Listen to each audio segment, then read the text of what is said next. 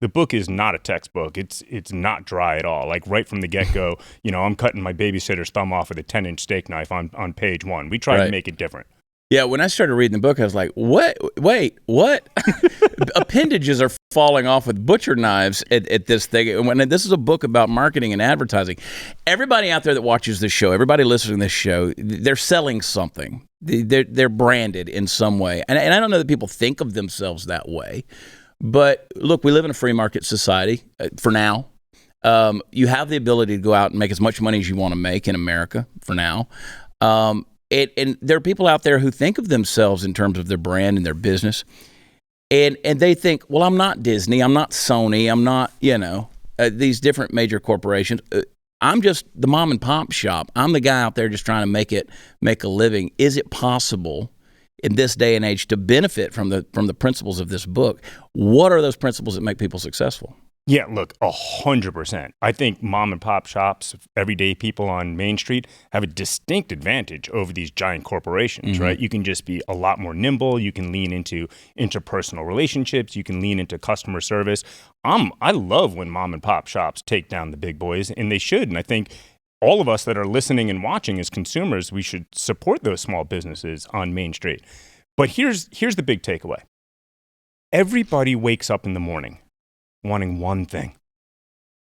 They want to be better than they were the day before. It's at the heart of the human experience. It's what drives capitalism. So when brands focus in on empowering people, when they improve people's lives one small step at a time, they're drafting off thousands of years of evolution. So that's the secret code. If you're just running a small business, know your customers and try to improve their lives one small step at a time. You don't have to save the world. It doesn't have to try to be some Patagonia save the environment. Just one-to-one relationship. How can I make your life better? So, when people watch the Super Bowl, obviously they what do they say? They watch it for the commercials, right? And you call advertising in different places an interrupter, right? You want to get people engaged. You want them participating in the marketing brand. I have a lifestyle brand. We sell apparel. You've inspired me to get people more involved telling their stories along with the message of the apparel, right? And kind of make them a team member so that you grow exponentially. And I think that people get caught up in the Facebook ads or the digital ads or the commercials that they need to go out there and creating these interrupters. How do you bring people along to get them involved with what you're trying to do to grow your business?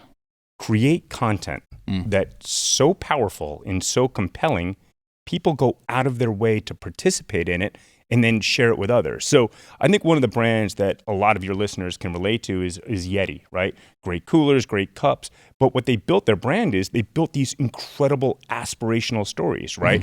The world's greatest barbecue pitmaster who happened to be an 89-year-old woman named Tootsie, right? And 2 women in Alaska leading ski adventures and the world's greatest fly fisherman. Like, we're naturally attracted to those stories. So you don't have to buy a Super Bowl ad, which is acceptable advertising during the Super Bowl because we're used to it. But every other ad we see when we're watching playoff football, like, how many ads are there? We don't want to see those ads, but we do love stories. Stories are at the core of the human existence, right? When you think about the earliest cave paintings, it wasn't just like, here's a woolly mammoth with an X through it. There's multiple frames. Like, we share our knowledge through stories. So can we create stories and put it in a place where we don't need to lean on interruptions, which, by the way, happen to be pretty expensive? Yeah.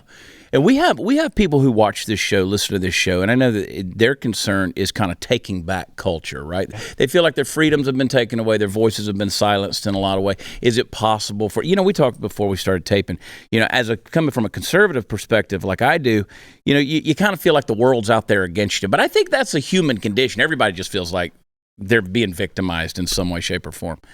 But I think that what we got to do is we've got to encourage people to engage culture, get involved with, say, the principles of this book, and go back and actually engage this economy in such a way that we are living the American dream, right?